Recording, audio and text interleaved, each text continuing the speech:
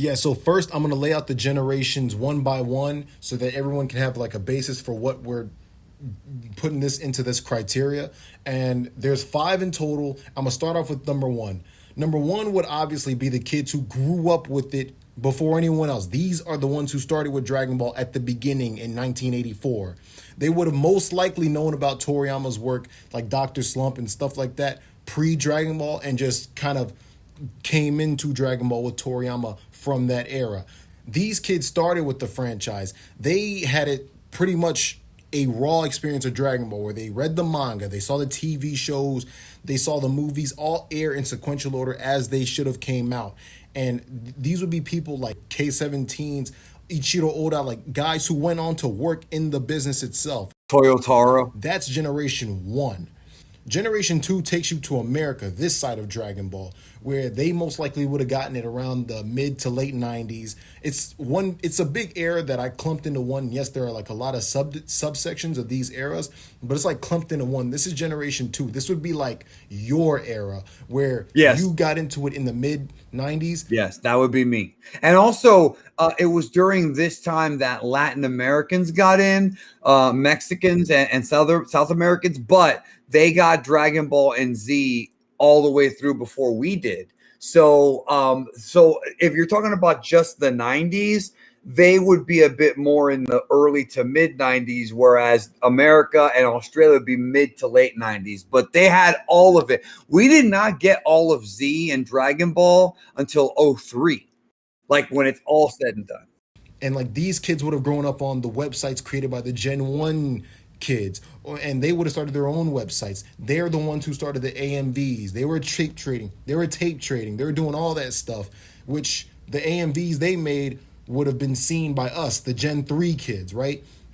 The Gen 3 kids are the ones who got into Dragon Ball during the slump, where there was no Dragon, like GT was over. Like, that was over, and even in America, at some point, like GT ended, and then that was it for Dragon Ball. We got into it from that era on. And the one cool thing about like Gen 2 and Gen 3 kids is there's chunks of the series missing for each of us, where y'all would have missed Dragon Ball, you seen it out of order at the very least, and we wouldn't have had the Buu arc. So that's one And the thing that the censorship Gen of 3 Kai, kids have, too. because Gen 3 kids is from like that dead era of Dragon Ball up to like Kai, when you get into Kai. Gen 4 would be anyone who didn't see it before Beerus. So if you didn't know about Dragon Ball before Beerus, you're most likely a Gen 4, where you are unlike Gen 3 and Gen 2, where you at least knew what the series was like up to Dragon Ball, up to GT. The Gen 4 kids wouldn't have had any basis for that because they didn't get into Dragon Ball at that time, right? And this is where like you got people who get into Dragon Ball from there, and even heavier in Super. So these kids really grew up on Super. They're the children of the Gen 1 kids and the early Gen 2 kids, right? And then you get to Gen 5. So this is the latest generation where it's like, now you got kids who, they're the children of the Gen 3 kids, as Akio Yoku said. The kids who grew up on like GT or the later stage era of Dragon Ball had kids, and these would be the Gen 5 kids. So they're growing up right now seeing the life in this post-Super, post-Toriyama era of Dragon Ball. Yeah, and so these Gen 5ers would be like, you know, what you call a post-87, I guess, for Dragon Ball. You say that, but 3 and up would be post 87. But yeah, no, these are the ones that got in through Daima, I'm guessing, right? Yeah. Like this era of kids is growing up with just the internet being so ubiquitous with life, you know, because I remember a time before phones. Like it's a small period of time that I remember before the iPhone was a thing, you know. But like these kids are growing up with internet like crazy, and you know, like I'm young compared to you because like you know you were born in the Stone Ages, relatively speaking. Relatively speaking, yeah. Pre-cell phone world was harder, much harder, but also in some ways better. And there's books that go into that too. Let me tell you. But let's stick with the Gen 1s for now, right? Because that's the topic we're on. Like, the Gen 1s would have gotten into Dragon Ball, you know, usually, you know, as you said, like, before Dragon Ball was even a thing, like, with the Dr. Slump and all that stuff. Their love of Dragon Ball isn't even Z. Like, they love the original stuff more. Like, you see all these interviews with Toriyama where they're talking about, oh, what was your favorite moment in Dragon Ball? And I always see it's, oh, when Kuririn died, like when Kuririn was killed. They love the earlier stuff because that's what they grew up on.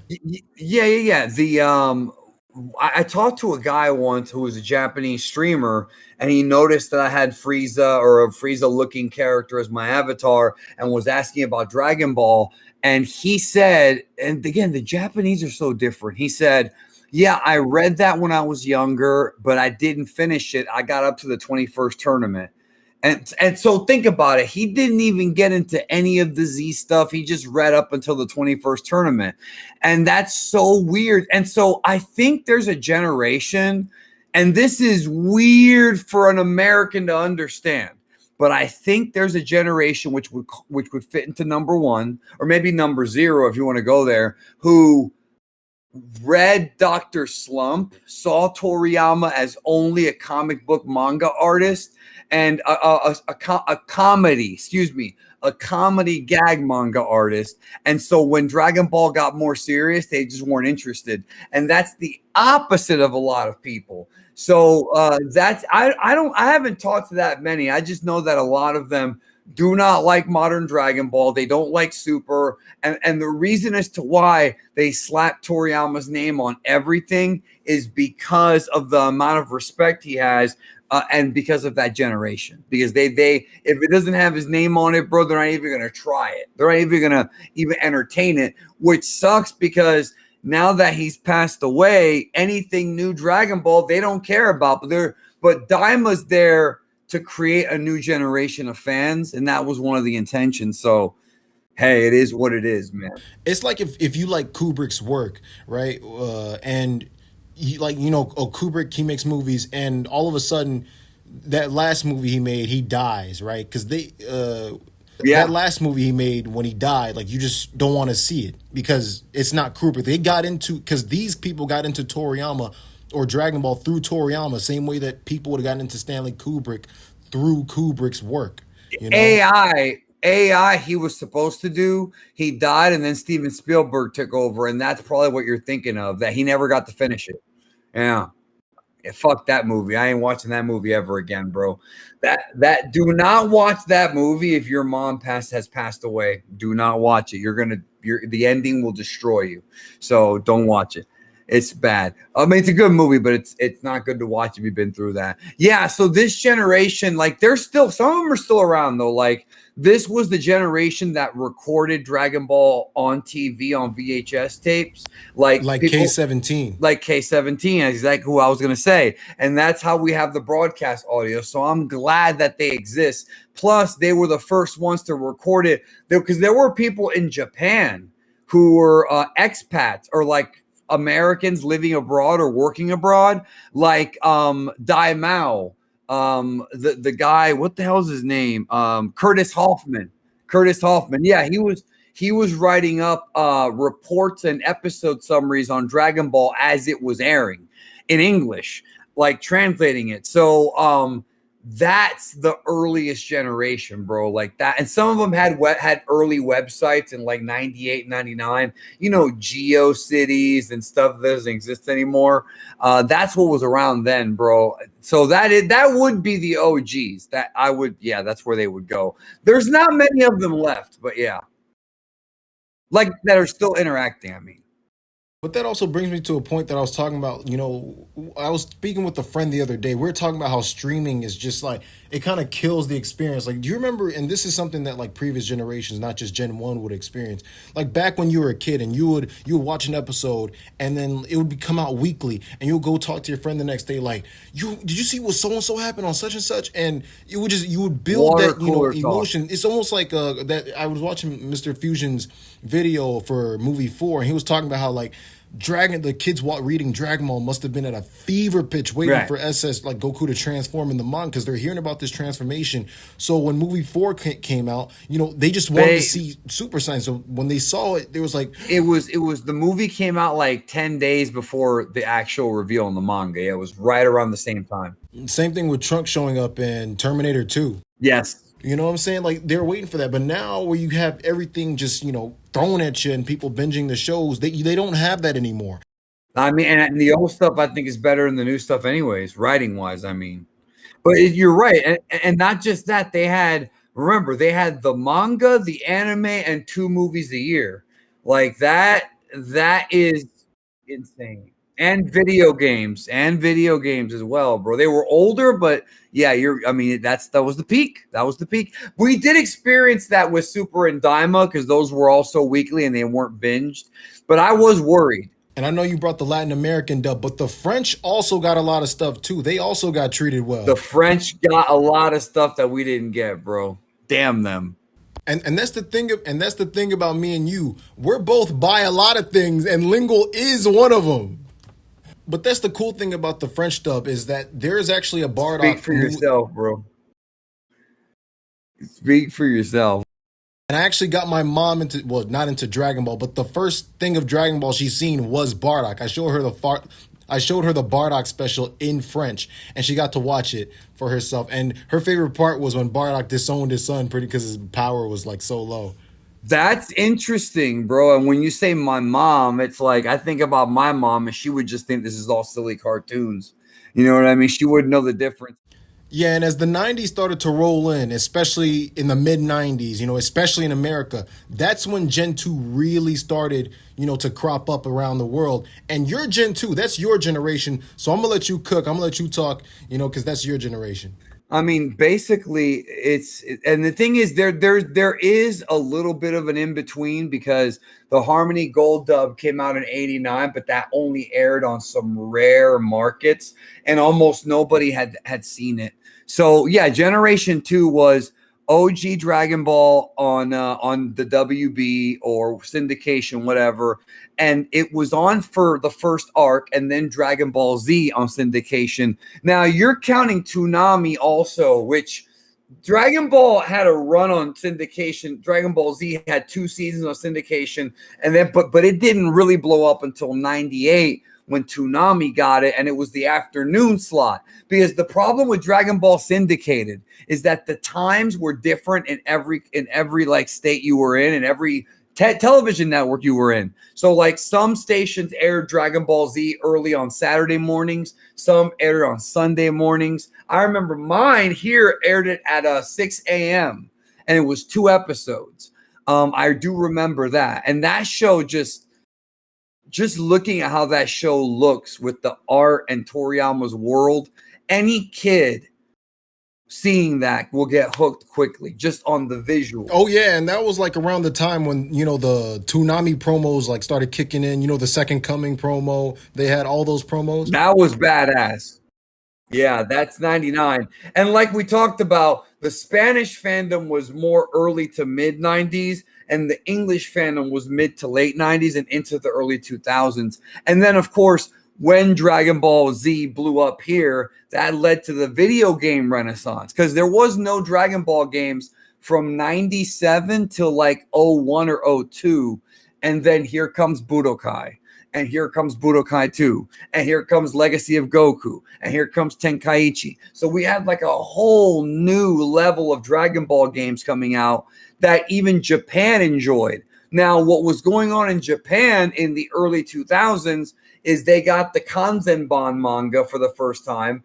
People were waiting for that. A full like collection of manga. And they got Dragon Ball Z on the Dragon boxes. And for those who don't know, America had bilingual Dragon Ball Z DVDs before Japan did. So some of the Japanese kids were and adults really because they had grown up. They were importing Funimation DVDs to watch them in their language because there were no DVDs until the Dragon boxes came out. And that's a trip. That means that America beat them when it came to DVDs. So, I mean, I don't know what to tell you. This generation is kind of 2 different people. One set is people like myself, Mr. Fusion Herms, who watched it syndicated, and we could not wait to see what else was coming. So we started tape trading. And that's how we got to see the Android Saga, Fusion Reborn, all these other things we weren't supposed to see yet. I had the entire Boo Saga, the entire thing before it aired on Toonami, all of it. I never watched the Boo Saga on Toonami except twice, just to see what it was going to be like. So that generation is there's a split because there's people that were a bit younger than us, not much, maybe 5-6 years younger, that The watched post 87s. yeah, I would say that watched Dragon Ball Z as a kid. We watched it as like kids going into teenagers because in 1999 when season 3 started, I was 15. And so by the time Dragon Ball Z ended in America, I was 19. But there were kids that were 9, not 19, 9. And so it's like 10 years apart. That's your Kwamans, your Black and Fist, that group. Dragon Ball Nation. I'm naming other Dragon Ball YouTubers. They all were in that group. So the 90s is like the second big boom period outside of like the Super era because there were a lot of new fans. Toonami really did make a lot of new fans. And even though I hate the censorship of the dub, I'm glad the dub exists at the very least because it kind of built my audience because most of the people that watch me are in that age range. And now there's something that like I want to know because what's the most mind screwy thing that you had to deal with as a Gen 2er? Because for me and a lot of the Gen 3 kids, like one of the most confusing things is like I thought Gohan's son was Goten. I thought Goten was Gohan's son. And, because there was, all we had was Kai, and we had no Bull Arc, but then you had the movies, and then you switched to GT, and you're like, wait, what's going on here? By the time we get to GT, I knew he wasn't his son. But, the first time through, right, you were watching Kai up through the movies from the Bull Arc they showed on Nicktoons. I'm thinking, okay, is he Gohan's son? Is that Gohan's kid with Videl?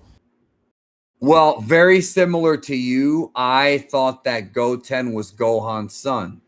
That is something I think a lot of people thought because somebody brought to school, because this is all during high school, 9th grade.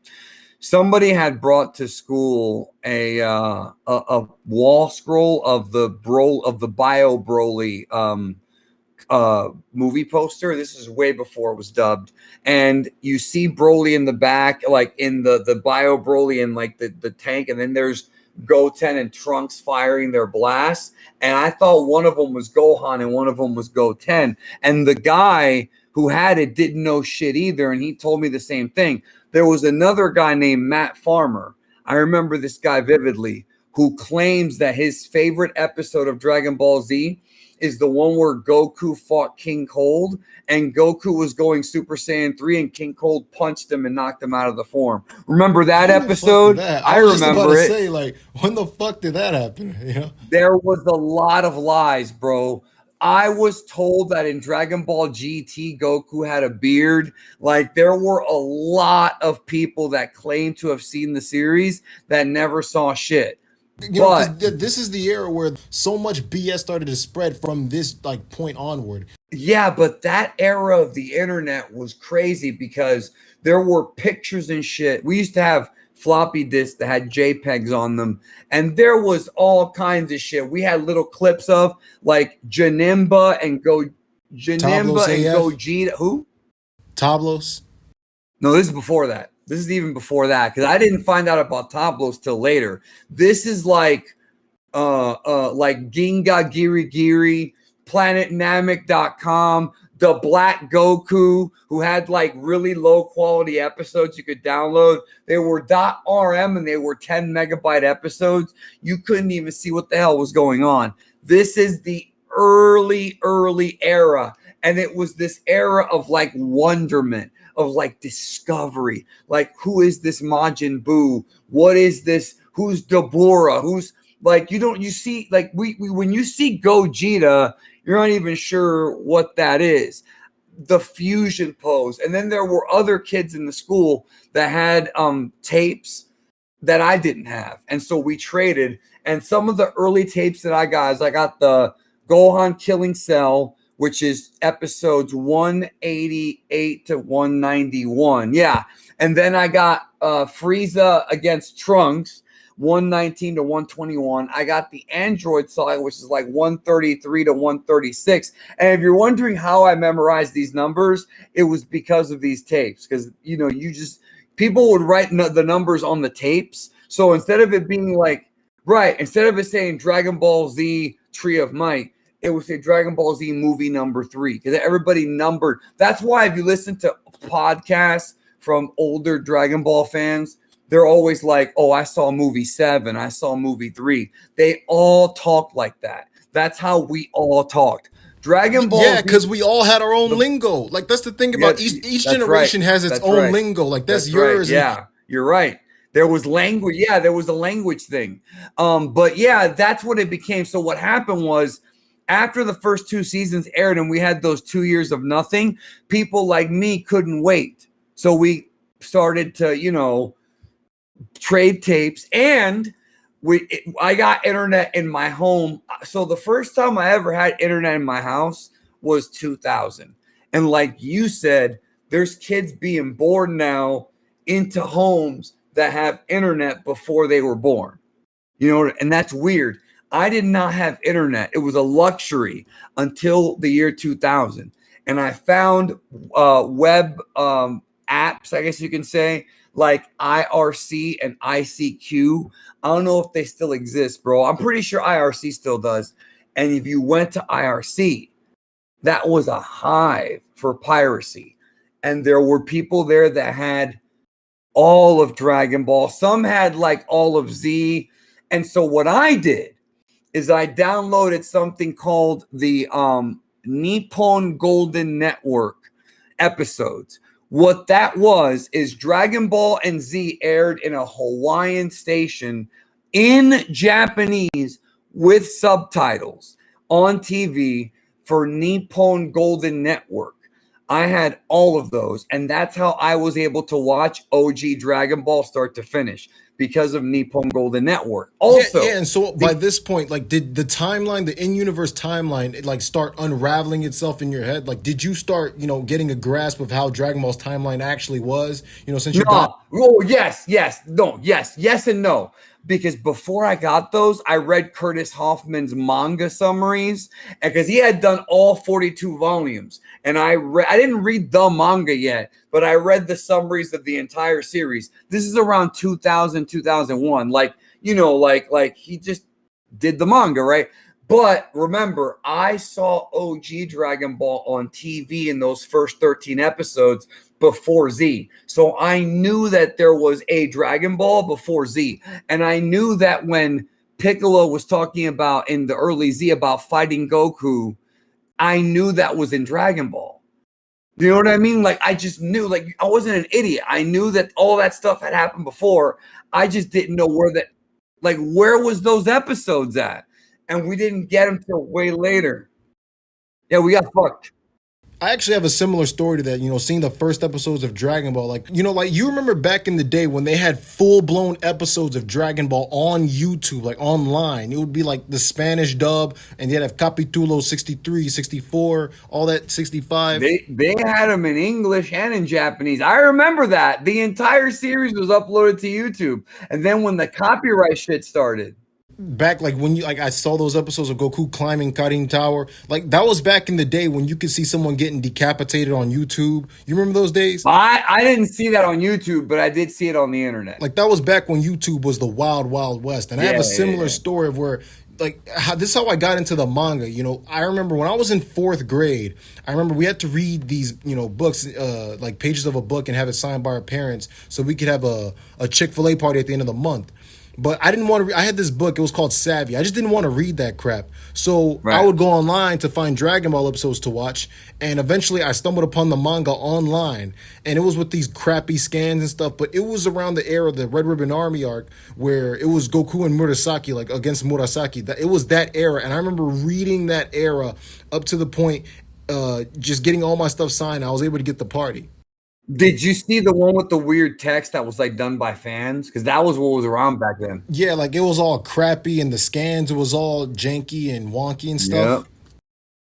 You know, like the crazy thing about Gen 2 and Gen 3 is like how we have our own lingo, you know, like some of you have manga lingo too, but you know, Gen 3, we got more of the Japanese terms in there, you know, like Kamehameha instead of Kamehameha, or I don't even know if people still say that anymore. Well, they said Kamehameha, which is more of the original King's pronunciation, and they did Kaioken. Yeah, but in the early Kai episodes, they also used the Japanese terminology and then switched back. Correct me if I'm wrong. Like, correct me if I'm wrong, but didn't they use the Yamamoto score in Dragon Ball Kai when it first came to the States? Like before he got caught for plagiarism? Yeah, he was in both. He was in there's four Kai, like if you download Kai from Seed of Might, it comes with four audio options. English Yamamoto, Japanese Yamamoto, English Kikuchi, Japanese Kikuchi. Yeah, there's four. But if you have the original Blu-rays that have Yamamoto score, those are going to be worth something one day because they don't put those out anymore. It's just Kikuchi now. So if you're out there and you have those Blu-rays or DVDs, hold on to them because they're going to go up in value. Same thing with the old Funimation VHS tapes. Even though it's old censored VHS, there's a weird collector's market out there that's looking for some of these, bro. So you say what you want about him plagiarizing, but the music he plagiarized was awesome. Like He's amazing, bro. I love his music. His video game music was incredible. Like I'm doing a tribute to him very soon. Battle Point Unlimited is amazing. GT Final Bout had great music. Yo, and like now that we're into the Gen 3, we're talking on the Gen 3 topic. You know, I got so many stories from my childhood because my brother actually got me into Dragon Ball, right? Like we started from the beginning, but I remember, you know, around the Namek arc, you know, that's when we started because everyone's got their own little pocket of time where they like Dragon Ball was like at its most hype. Like I remember around the Namek arc when the first time I saw Zarbon and all these other guys and they're all wearing Vegeta's armor and we thought they were a part. We thought they were, you know, Saiyans like him. We thought they were just like him, you know. And I remember my brother thinking, he was like, "Did you see Zarbon? He's so gay." And like that's the one thing that I learned about the Japanese dub is that like Zarbon, Dodori, and even Frieza, you know, if you notice, they all look a bit effeminate. Like Frieza has women's lips, Dodori also has women's lips, and Zarbon looks gay or like a woman. You know, pick your guess. But then when Frieza transformed, all of a sudden he's like got a more like, you know, especially the 2 and 3 forms, he's meant to look scary. But the thing I learned is that the Japanese dub is in Japan, it's like that's a way for them to get heat on them, you know, because if they look gay in Japan, that's a way like that'll make you seem evil because, you know, Japan's more conservative than America. That's what gets heat on the villains, you know, so your audience will hate them more if they look like that because they, you know, they look a bit fruity. Especially back then. Now they've changed a lot, but back then for sure. I mean, bro, there not Dragon Ball, bro, in Dragon Ball, Bulma calls General Blue the FAG word, the Japanese version of it, with no censorship or nothing. She's like, "Oh, you're up." So I covered it in one of my videos. And Gohan called Super Buu a retard. Yeah, well, that was in that stayed in though. Like that was in the anime too, but the anime didn't have Bulma saying that. It was only the manga, from what I remember. But the anime made General Blue a pedo, and I don't like that. And so, you know, as the timeline moved on, you know, we got GT like on Nicktoons because, you know, that would come in and it was still the same dub from, you know, back in the, so I don't know why they didn't have Dragon Ball on there.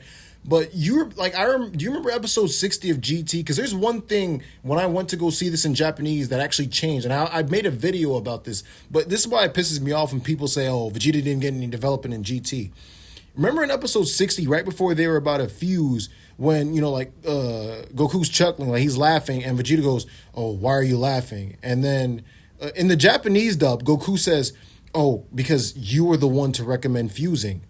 And then in the English dub, they changed it to, you know, Vegeta asks, he's like, oh, why are you laughing? And then Goku's like, oh, look at our sons. They're fighting together. Word for word. I'm not changing anything. He says that line to Vegeta. He says that crap. Bro, not just that. I didn't know this until a couple years ago. I never watched this shit dubbed. In Fusion Reborn, in the Japanese version, Vegeta's like, Kakarot, I'm never fusing with you again. And in the English one, he's like, we should do that again sometime. And Goku's like, anytime you want, Vegeta. Completely fucking the opposite, bro. The opposite. Yeah, and so like with this leap from Kai to GT, like SS3 just comes out of nowhere. You like you're watching the movies and then you see Goku with SS3 against Baby. It's like, what the fuck happened here? You Super Saiyan 3 was in the Buu saga, and if you were watching Kai and then GT, you have no idea where that came from. And the confusion didn't stop there, because I remember, when my brother first saw Videl, because he saw the second Broly movie before me, he was like, "Oh, did you see Videl? You know about this new character Videl?" I'm like, "No, like Gohan, that's Gohan's kid Goten, like he had a kid with her." I'm like, "Wait, what's going on?" So when I watched the movie for the first time, like this is why this movie's so, I guess you could say, nostalgic. Because Gohan, I thought Videl and Gohan had Goten, when in reality they had Pan later on. But I realized that later on. But it was just so hard. I was like thinking, like, what's going on? Like, why? Who is this kid and why is he here? Like, and I know you hate that movie. I know you hate that movie. But that's just something that I grew up with, not having the Buu arc. I hate that movie, but you're right. There is, if that's your first love, yeah, or one of the first ones. And then there's one other story I got, from my childhood when GT was getting to like its zenith, like its high point. I remember me and my brother were watching GT, right? And this is back in the day. We're watching it, and Goku, this is right before he got SS4. So he's fighting against Baby, and literally episode 34, the last episode right before he transforms, we saw the preview and everything. We lose cable.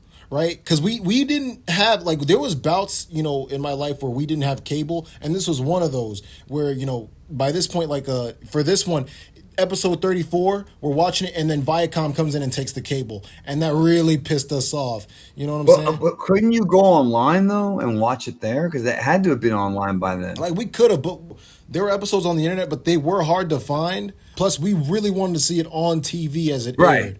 Yeah. But by then, I was already making my own DVDs and shit, bro. Like, I was burning shit to it. Like, I'm just saying that's what I was doing. You could have done that too. Yeah, we were young, so we didn't have any money for that. But right. Well, how old were you? 8 or 9? Yeah, like right around there. GT started coming on like 2011, 2012. Like, I was 9 at that point, so yeah. Okay. No, you would have been younger. Yeah. I just figured you would just go online to look it up, but that makes sense. And then this is like the other part of the Gen 3 era that I wanted to go over. Like, because by this point there was so much BS on the internet, so much, because by the Gen 2 era, like, really, this is really, really catapulted. By this point, it was like, crowding, like getting so much BS. Around this point is where I started noticing people believing the BS. Like, people actually, like, believing in, stuff that didn't actually happen, or putting out false info. Like, people would actually believe, the BS stereotype that, oh, Piccolo's Gohan's real dad, stuff like that, or like people believing in the Team 4-Star stuff, like over the stuff that actually happened in the series. Stuff like that would piss me off. I know, and I hate it. I hate it so much, bro. I hate it because it's. I do not hate abridged, but I hate that when fans say that's the only real dub, or and that pisses off the dub actors too. That's the only dub I like, or when they say like, oh, that's the best dub, and it's not a dub though. It is a parody. It's a parody. That's what it is. Not a dub. But whatever, man. That's how it is. So, like at this point, because the Bardock special was there, like Trunks special. You saw all this stuff except for the Buu arc, and you got all these questions like who is this character? Who is this character? Who's Goku's real mom? Is Celipa's Goku's real mom? Like, Fasha? Is Andre really your dad? No, but like all these questions that like we'd be asking and then finding out on the internet or on TV later on through the movies or GT. So much stuff like that kind of gets thrown into the mud because people, just, I guess, embraced BS. And then so after this is where the shift from Gen 3 to Gen 4 starts to happen, because Battle of Gods came out. And Gen 4s are the guys who don't remember life before Battle of Gods. I remember when it came out because it didn't feel real to me. Like, I remember telling one of my friends about it too, and I just thought like something about it looked off because it was the digital animation. Like, I like cell animation better because there's just something about cell animation. It's just better than, there's just something about it. Grain. It's the grain. Yeah, it's on film. Film is better quality than digital. Digital only goes up to 1080 or 4K, but film can go higher. Yeah. By this point, I was looking for anything Dragon Ball, so that's how I found out about Battle of Gods. But how did you find out about Battle of Gods? I'm gonna let you talk because I've been talking for like the last 20 minutes. You could talk all you want, bro. It's your video. But no, yeah, I just remember wanting to see Battle of Gods real bad. And this is during the time when people were not sneaking into theaters and recording the movie like for superhero. There was one guy on YouTube who uploaded some clips of Goku Super Saiyan God fighting Beerus, and I was ecstatic. So what happened nowadays, if it's now, the whole movie would leak within days. Like Superhero leaked, I think 2 days after it came out, bro. I had the full movie literally that Sunday. Like I had the whole damn thing. So, and that didn't happen for Battle of Gods. So Battle of Gods dropped in March of 2013 in Japan. No dub announcement, and that didn't come out till August 2014. What happened was, in the late summer in September, Battle of Gods got put out on DVD and Blu-ray, and somebody had recorded it or had copied it and subtitled it. So I remember vividly, it was September, sometime in the middle of September, I went to a wedding. I went to go see my friend get married. And when I got home from the wedding,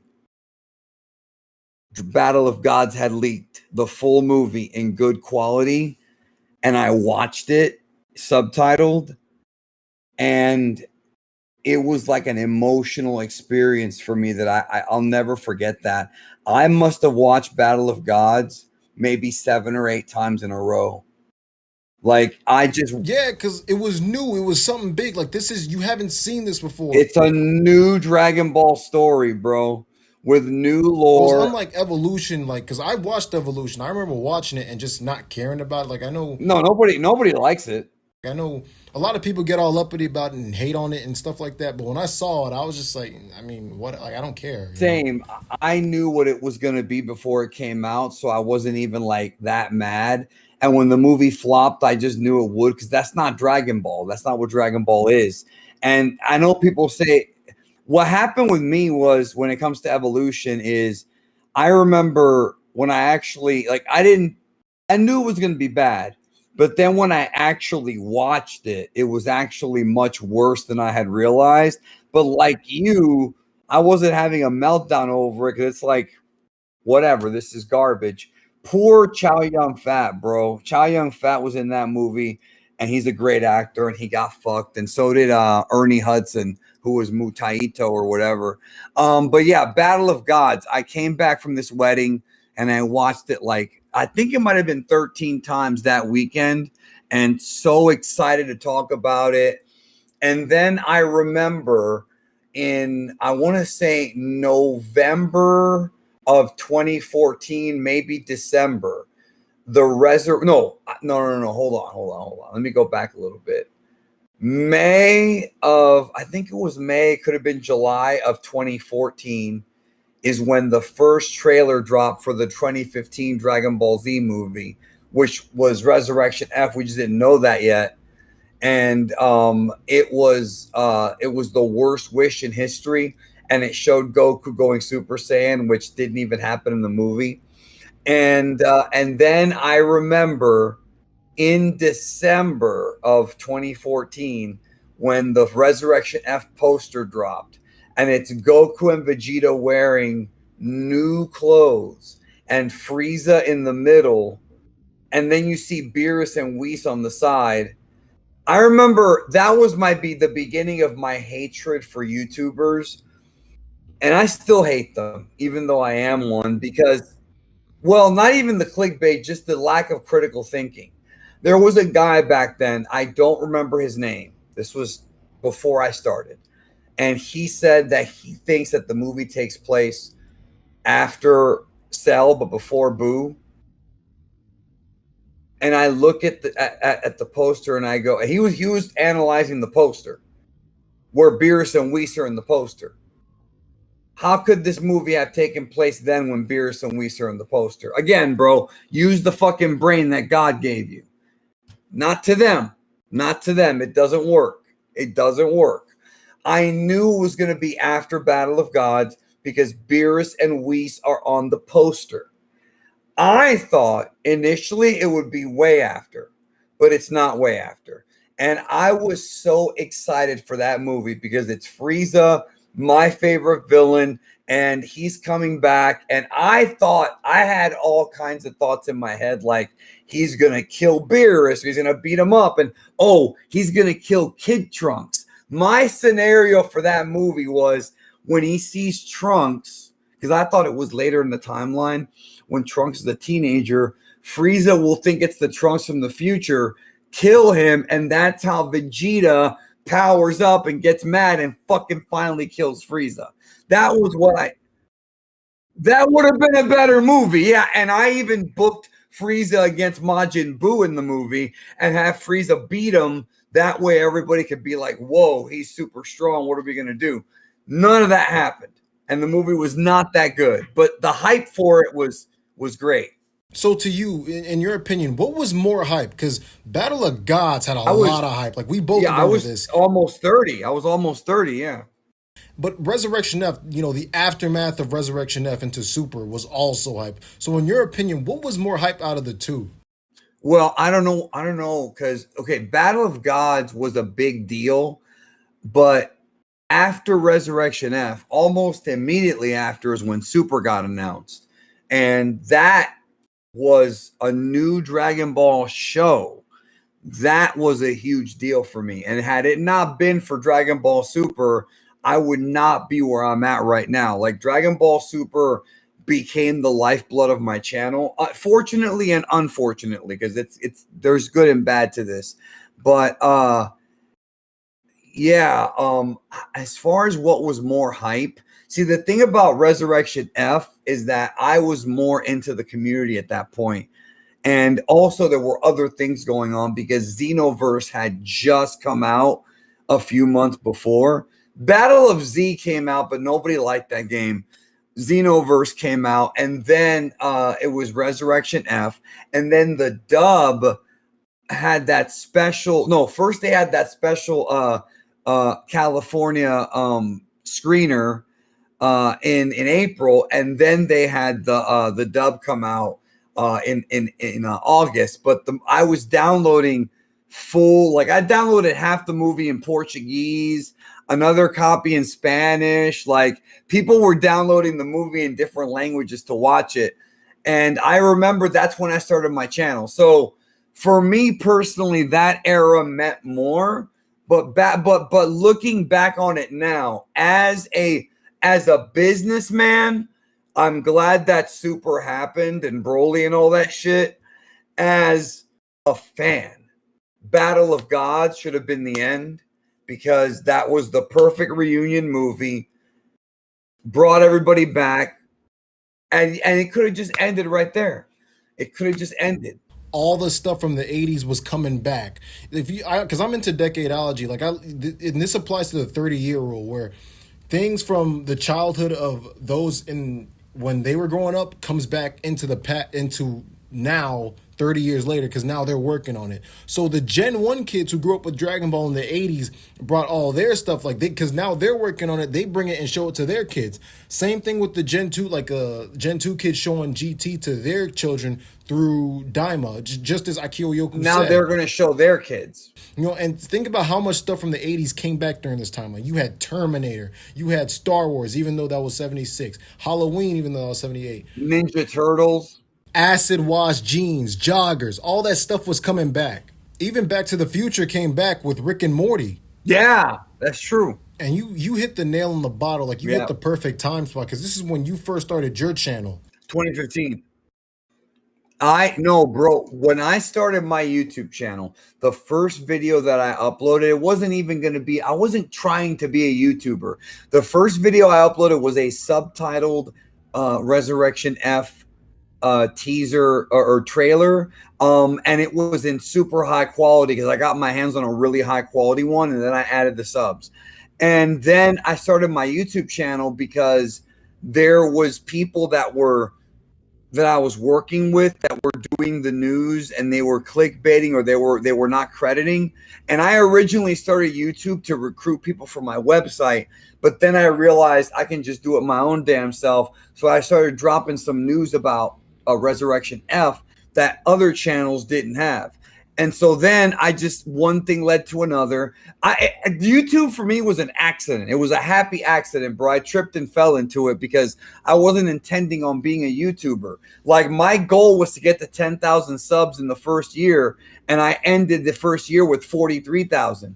And I still worked full time. Like I still was working, but I was dropping information nobody else had, and I had a different perspective because at the time. But I think that's a big reason why your channel saw so much success so fast. Like you intend to get to 10,000, but you grew to like 40,000. It's because you were, getting a lot of Lapsed fans who were probably nostalgic about it. Plus the hype train was high, like just crazy. That's a big reason, yeah.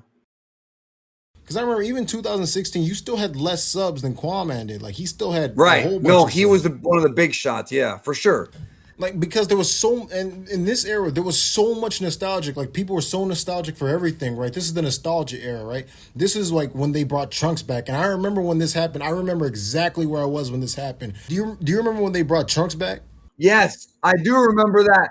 I do remember that because that shit dropped at 4 in the morning and I was asleep, and I woke up at like 9:30 and I'm fucking wiping the coals out my eyes like Biggie. And then I turn on my computer and I see the poster you're talking about, and I'm like, fuck, I missed this because I knocked out that night. I remember by this point because we had all known about Dragon Ball Super, right? But to this point, Super, at least in America, was still what I would say underground.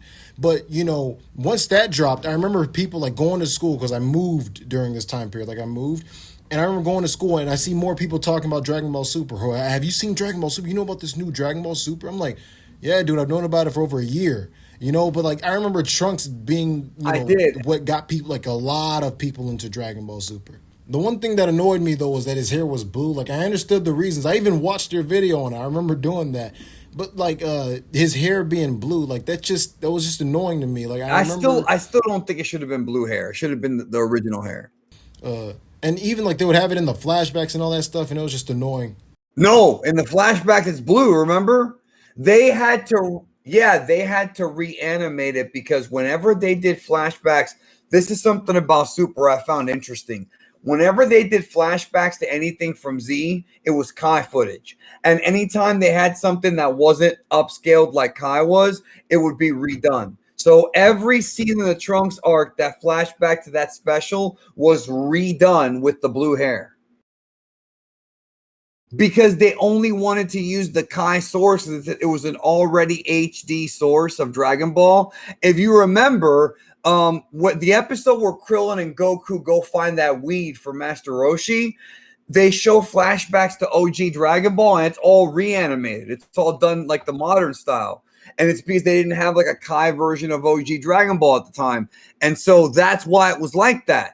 But his hair was retconned into being blue the whole time when it never was blue. Like you said, it was purple.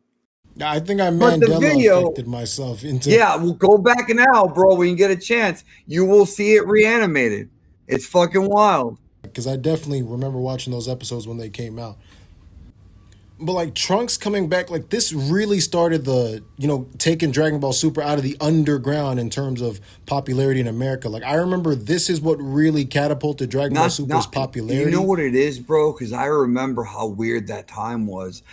The Trunks coming back thing that you're talking about was actually, what was the name? An actual magazine covered that. Like, I don't know if it was Time Magazine. It might have been Time Magazine. Some big-ass magazine covered that Trunks coming back, but I don't remember which one right now, and that might be why. And then from that point forward, like, where it really exploded was, when Goku went UI and then it crashed Crunchyroll. Like, I remember that night, too, and I know you remember. Like, that's when Dragon Ball Super reached its zenith in terms of popularity, and even just it carried that ball going into the last episode. Yeah, that's when it was at its peak, unquestionably. Yeah, and despite it being so popular, this episode actually performed its worst in terms of ratings. And I know there was like some things where they switched up the time slot, and One Piece aired it's a week before too. I will never forget the night that UI happened. Everything crashed. I got to see it, thankfully, with a Keyhole TV. I was watching the Japanese feed. And my review, I will never forget this as long as I live. My Dragon Ball Super review that night hit 100,000 views in 45 minutes. It didn't even get to an hour, and that shit was at 100K. That's like Latin American numbers, bro. I was like, what the fuck? I was happy, don't get me wrong, but I was like, this people were really, really wanting to see this, yo. But remember, it was a double feature. They hyped it up like that. But I actually made a video about this. Back then? Oh, now. Oh, you meant now. Yeah, Okay, yeah. I got you. The highest rated episode of Dragon Ball Super was episode 47. Was the Trunks and then episode, the highest the first rated one. episode of Dragon Ball and Dragon Ball Kai was also 47, because Dragon Ball Kai was episode 47 Super was when Saiyan. Goku transformed. So yeah, I find it interesting that the highest 3 rated episodes for Ball, Super, and Kai was episode 47. But even with that taken into account, I thought the Tournament of Power, for as much hype as it gets, it wasn't even all that good. Like, it dragged on a lot, and like Jiren, Well, I feel that way about the retellings, but I agree with you. It ain't that good. It's just they not. should have booked him like Kane in the 2001 Rumble, just have him throwing people out. That's what I wanted. It was predictable in all the worst ways. Like you knew they were gonna win, and Jiren was being stupid, and then the sky was always dark and stuff like that. I think I had a guy tell me like that Super and Tournament of Power was like the peak of the Dragon Ball fandom, and he didn't know. I was like, no, bro, it's nowhere near as big as it was back in the day. But the reason why it felt like it was big is because of the internet. Because now we're seeing people from all over the world and we're able to talk to them. Whereas before, those same people were still watching Dragon Ball. We just couldn't communicate with them. Now we can. So yes, it feels bigger, but it's not bigger. It's kind of like when they say that WWE's going through to a boom period now. The only reason that they're going to a boom period now is because they're charging more money for tickets, so they're breaking all these records because everything's overpriced. But viewership-wise, they're nowhere close to where they were at during the Attitude Era, and that's objectively true. And I seen some people on Twitter, again, thinking they know shit. Oh, I think that this era is bigger than the Attitude Era. Well, you don't know jack shit what you're talking about, because it's not. And we have numbers. We have numbers to prove it. And all this stuff that we're talking about would have been with the Gen 4's experience, which is the closest people have come, or what Dragon Ball has come to replicating what the Gen 1s went through with the manga, the TV series, the movies, the games. But that's what the Gen 4s would have gone through, especially in Japan. So yeah, Generation 5, or did we... Okay, Super ends, and then there's like another lull. Now this, I guess, could be like where the Generation 4s... kind of like, well, it's still coming in, but like it kind of dies down as the time goes on. Right. Well, one of the things I've noticed about this current generation that I don't like is a lot of them are getting into the series through the mobile games, Dokkan and Legends. And the reason why I don't like that is because they're familiarizing themselves with a series without actually watching the series. Mm-hmm. I saw a guy the other day on YouTube streaming Dokkan, and I have nothing against the dude. It ain't nothing personal, but the video was him introducing his girl to Dokkan. She had never played Dokkan, and she never even saw Dragon Ball. And I wrote in the comment, I'm like, show her the series, and she's like, yeah, we'll get there. And I'm like, she's talking about Goku Black and all this shit that you're not supposed to know about until you see the original show, and then you get to Super, and it kills any kind of like surprise. Yeah. If you're doing it like that. So you're playing the video game, you're seeing all of Goku's forms, you're seeing all these characters, and so when you go back and start watching, even from starting Z, you're just not gonna get like the same context. And that is something I don't like. People who aren't even Dragon Ball fans are either getting into it through Dokkan, or in the art community, there's artists that draw Dragon Ball that have never seen the series before. Which is baffling. That type of shit annoys me. It's poser shit, bro. It's your poser. Yeah. It's amazing, but like that's almost like a microcosm of, I guess you could say, Dragon Ball's entire fandom. Because like people get into it at different parts, and then it fucks with their brain when they see the earlier stuff. So it's like you really don't, when you don't have, especially like when you don't have like any context for anything before. This is why like this is the only series where I legitimately want, like, if I could, you know, see a series, like wipe the brain and then see a series from start to finish from the beginning, this is what I would do. Because I had my sister do this as a punishment, because I remember she had done something stupid. So I was like, you know what, I'm gonna have you watch Dragon Ball from the start. And she actually ended up liking it, because her favorite character was Oolong when she started out, and then it switched to like Yamcha. And I was like, you're liking characters that people trash on. You know what I'm saying? It's weird, and people neglect and trash on. I'm just like, it's funny because you get a different perspective. And when she was watching it, completely different. Yeah, and she was Pan's age. I'm surprised she liked Pan and GT, because she was annoying as fuck. But like, she was like watching it. I'm just like, you like these characters? I was like, who's your favorite villain? She liked the Ginyu, like all that stuff. I'm just like, she has different people, like when you see it from start to finish, you have a different appreciation, even from guys like us who saw it cut midway, because we don't know how it's like to experience it from the start without any context for these characters. So that's a beautiful thing, you know. I have to rewire my brain to do that, and you're able to do it if you really concentrate hard enough. But deep down inside, you know you're concentrating hard enough, so you can't hide it. Exactly. But it's a much better series if you watch the whole thing. Yeah. Start to finish, from Pilaf to Boo, is what I think. Oh yeah. Yeah.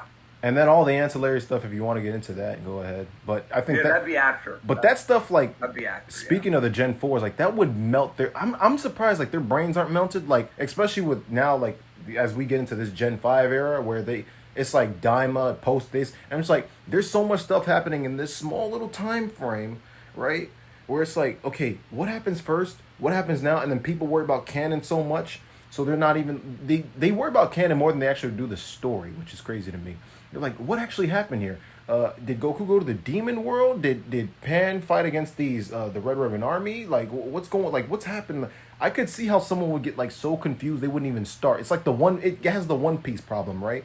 Where it's so many episodes, so much content, where you're just like, why even start? You know, because Oda's not even finished. You think you're gonna fucking finish? Get the fuck out of here, you know? So it's like, why even start this series if it's like this jam-packed, especially like with everything? There's this 10-year gap of peace has the most violence and most chaos that Dragon Ball's ever seen in its entirety. Right. Which is funny. You're right. It's not peace, bro. And the thing is, it would have been different if the entire series took place in a different place. And most of Super does. That's the thing.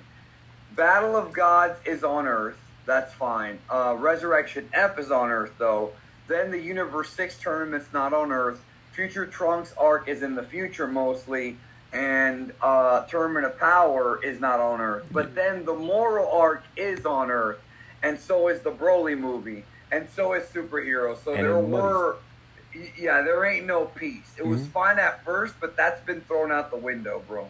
So it's like, how do you even put yourself, like, try to, like, you know, put yourself in the mind of a kid growing up, especially today, like, post Toriyama, where you see Daima, and then you see SS4, but you're like, wait a minute, they already did that. And you're just like, wait, what's going on? It's like, some of this stuff it just won't make sense. Like, especially now, it's getting more and more convoluted because they love just going back to the nostalgia. You're going back to nostalgia. And like I said, like with the 30-year rule, GT's hit that 30-year rule. Or now the kids who grew up with it in Japan have literally, as Akio Yoku said, they had their own kids, and now their kids are experiencing GT. So now is Dragon Ball Forever just going to be like, what, are they going to have the Kai freaking re-edit of Kai come back in like 30 years or something? Which, honestly, with the way this series... Well, they do need to readapt the manga from the beginning, but that's not going to be a Kai thing. They used to be doing it all over again, like, you know, animating it all over again. I don't know, man, but that is something that needs to happen someday. I kept thinking for the 50th anniversary, they should go in and just start from the very beginning again with new animators and animate all of the original 42 volumes. That would be cool. Under one name, not Dragon Ball and Dragon Ball Z. Dragon Ball, the full story. That's what needs to happen at some point, because now that Toriyama's gone, I don't know what's going to happen in the future when it comes to content. The funny thing is, they're very unpredictable with what they put out. It's like, you think they're going one way and then they go like a totally different way. It's like, how you think you're going to get new Dragon Ball, like a new Dragon Ball, but then they introduce Daima. And so like people think like, wait, why are they doing this? And it's almost like they introduce things that you think people would like too. Okay, fusion bugs, all this stuff doesn't get paid off. Oh, okay. And then people just sit around like, oh, okay. Like, you know what I'm saying? I'm just like, and then, but the thing is, it's just, like, I don't know how people, like, I think it's the same way you feel about wrestling. It's like, how is anyone going to get into this show at this point when it's just so, like, out of control? Like, the way wrestling, like, it's one big ad now. Like, things, it's just like... You have to start at the beginning, bro. That's it, you know? That's what I think. It's the only way, right? Really, it really is. But, like, I guess that's, like, pretty much all the generations covered. Bro, I got into Sopranos this year for the first... No, yeah, it was this year. And that's an old show that came out in 98. I got into Sopranos now, and I started at season 1 because that's where you start. Why would I start at later seasons? And that's why I don't like when fans are like, oh, if you're going to get into JoJo's, you can skip part 1. What the fuck? Or like with the super argument. You can skip OG Dragon Ball and go to Z. Like, no, what the fuck? No, that's not how it's meant to be. That's what I'm saying. Start at the beginning, you fuck. I'm just saying, bro, that shit gets on my nerves. You know, I feel the same way. We're going to start at season 3. What? Dragon Ball Z is like season... If you're going to break Dragon Ball up into arcs or seasons, Dragon Ball Z is like season 4 or 5. Yeah. And it's the same... Why would you start in the... It's the same argument people use like when they evaluate Dragon Ball Super too. Like, oh, just skip the first 27 episodes because that's really when the show starts. Okay, that's different. No. I agree with that because they're just retellings of movies. Just watch the movies. Fuck those episodes. No, that's different. I'm talking about their analyses. Their analyses of the show, like because when you analyze Dragon Ball Super as a series, as a like from episode 1 to 131. Yeah, the first 2 arcs make it worse than it actually is. Exactly. I'm just like they anchor it down. I should not have to start at episode 28. Exactly. Same thing with like Funimation. Why start at episode 16 of GT? That's ridiculous. A grand problem. And I think that makes it even worse because now you have even less information going into the series, you know?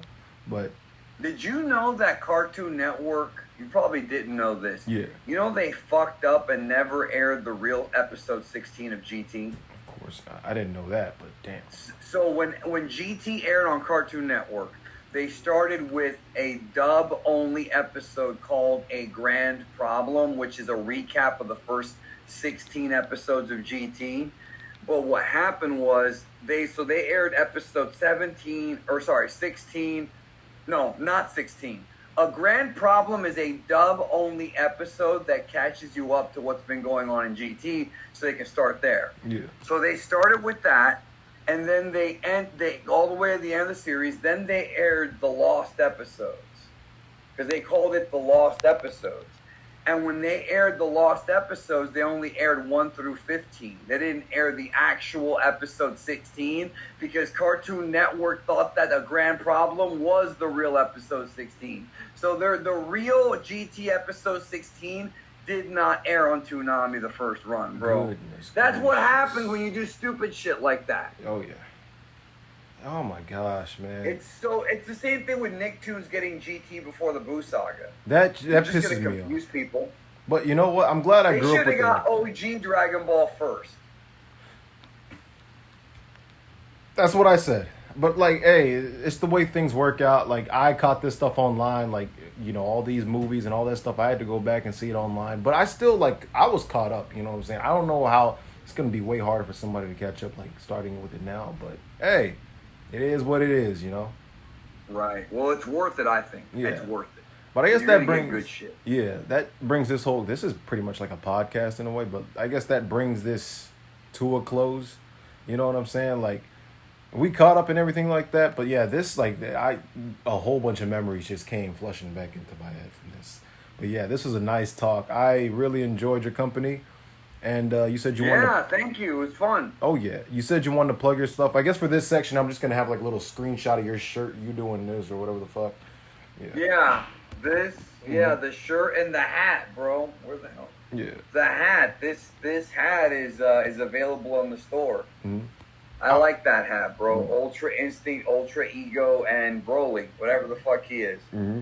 And I don't know if anybody knows, but like I really do like your the KLB podcast. That shit is funny as hell. We haven't done one in a while, bro. No, you know what y'all should do? Like y'all should go over like Cena's like last year. Like if y'all want to do that, because that'd be like all the missteps they had along the way. I think they really dropped the We ball. could do that after he finally retires. Yeah. Mhm. I think the next thing we're gonna do is watch the Morton Downey show on YouTube. Is that I wanted a woman? Is David Schultz? Is he gonna be on there? He's on there. He didn't